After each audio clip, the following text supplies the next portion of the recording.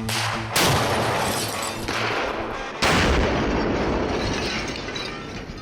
there, Jeff with the Bigshooterist channel. Thanks for tuning in. A lot of guys like to brag, mine's bigger than yours. Today I'm going to show you why it's cool for mine to be shorter than yours. Stick around.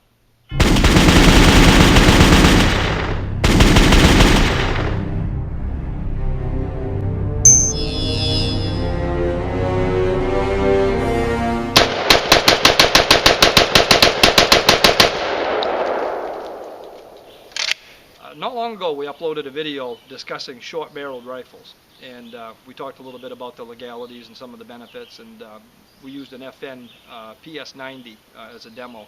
Today we're going to talk about short-barreled shotguns.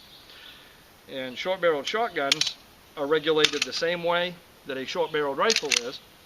A short-barreled shotgun is any shotgun that is under 26 inches in length with a barrel of less than 18 inches. The short-barreled rifle that we spoke about had an overall length requirement of 26 inches as well, but its barrel length is only 16 inches. Make sure you don't get that confused. That's very important. I've got a few favorites in the short-barreled shotgun category. This is one of my favorites. This is a Serbu Super Shorty, and this isn't just a regular old Remington 870 that someone hacksawed the barrel down on. As you can see, the feed tube is much shorter as well, and Mark has incorporated a custom front grip that folds, so it still has some element of concealability, and then it folds down to give you a sturdy front grip on it when you run the action.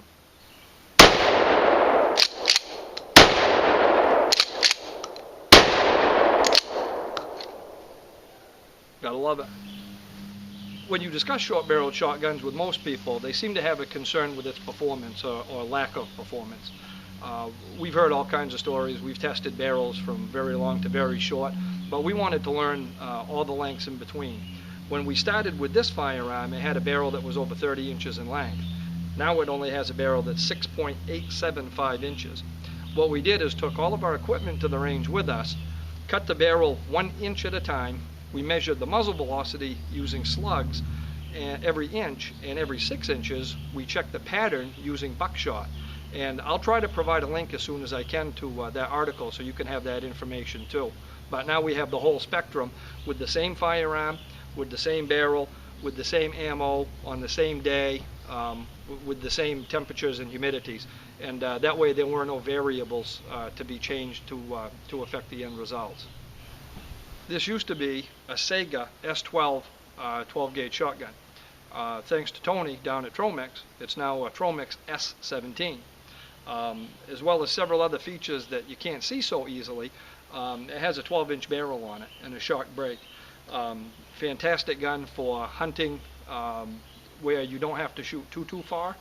A great self-defense firearm, a nice breaching firearm, and with this gun you don't have the ammo capacity problem that you do with some of the shorter ones,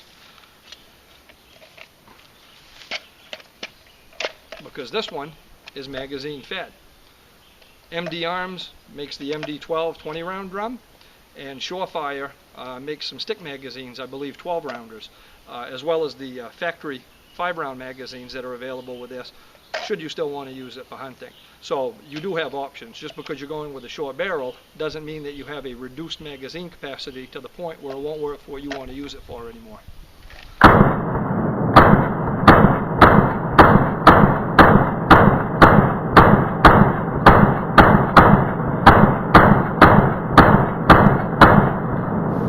Now, contrary to what you learn by watching movies, when you fire a shotgun, it doesn't take a helicopter out of the air.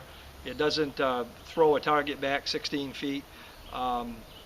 Its physics still apply.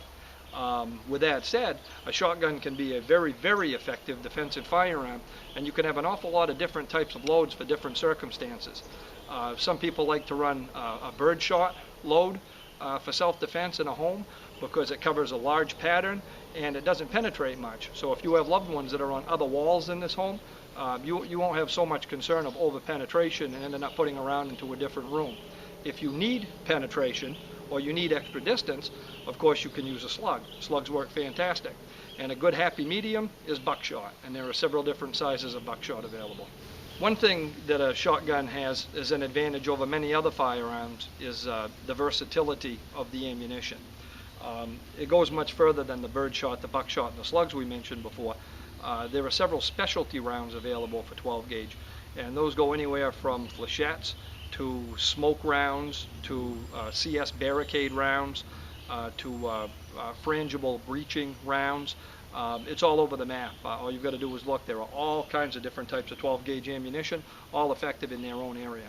If you'd like to have a short-barreled shotgun, it's exactly the same process as owning a machine gun or a sound suppressor. And we've been over both of those numerous times, so we're not going to bore you with any more details. You can look at some of the earlier videos on the channel, and all the information should be there. If you have any other questions, please leave a comment below the video, and I'll try to get to it as soon as I can. Make sure you remember one thing if there's anything you take from this video. A short-barrel shotgun is not defined just by the length of barrel. The overall length is also very important. You can get in an awful lot of trouble by having a gun with a barrel length of 18 or 19 inches and having an overall length of less than 26 inches. So make sure that you check your local laws too, and remember those numbers. 26 inches in overall length, 18 inches in barrel length. You need both of those, not just one or the other. Well, thanks for joining us today. Certainly hope that you've learned a little bit about short-barreled shotguns. It's an awful lot more entailed than the length of the barrel. Federal laws with firearms and state laws for that matter are often difficult to follow, and if there's any time that I can help you understand them, I'm happy to do so. If you enjoyed the video, please share it with your friends and subscribe to the channel. And until next time, have fun and be safe.